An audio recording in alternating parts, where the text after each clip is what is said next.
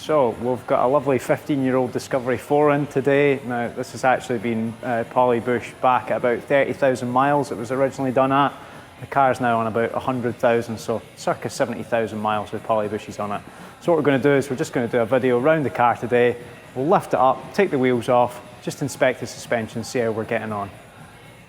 So we've taken the front wheel off, so we've got full access into the front suspension, so it's the right hand side.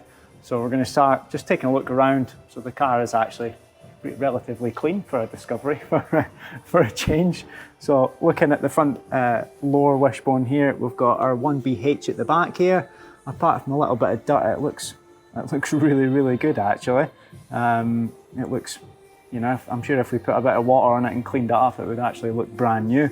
We've got one tucked away up here, it's a bit difficult to see, which is the front bush. We've also got the short bush, which is actually underneath the hub here, again very difficult to see, but it's actually, again, looking brilliant.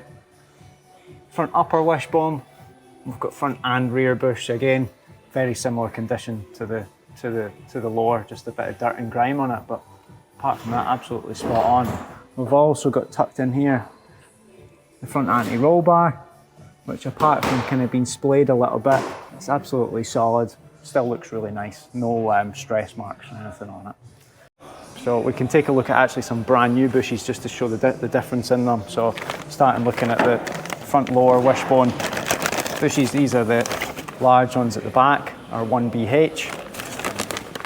So they come as one top hat and a large tube. All these bushes on the wishbones at the front have these encapsulated washers, which you can just see in a kind of haze around here. So these are actually dropped in when we're casting them. So this washer is stuck inside the bush here. And this helps when we actually push the bush in and we clamp it up. It stops any sharp faces of the wishbone cutting through the bush, which gives it a lot of longevity.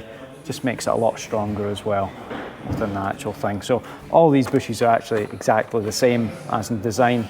Quite similar to the OEM, but you're getting the benefits of the polyurethane. So these we tested a lot in different grades, and we decided that the Dynamic was best. We found out on these cars, anything over the kind of 75 shore was just too hard, too much vibrations through it. Whereas the Dynamic gives the comfort that you obviously bought the car for, because it is a very comfortable car, but it does just sharpen everything up, just reduces the body roll a bit, gives that nicer steering feel, and you're obviously getting the longevity that polyurethane is renowned for. So now we've taken a look at the bushes on the car, we're going to take it out just for a quick drive. The owner of this actual vehicle is still really happy with the way it drives, still says it's as direct and as comfy as it was when it was first fitted, you know, 70,000 miles ago. So we'll take it out and we'll see how we get on. So these really are kind of, you know, workhorses of the, you know, the world. They are really used for just about everything. They're not meant to be direct and sporty, but you know, we have actually managed to achieve this with this. It does feel really nice to drive, but it's still dead comfortable, which is exactly what you want from this kind of vehicle.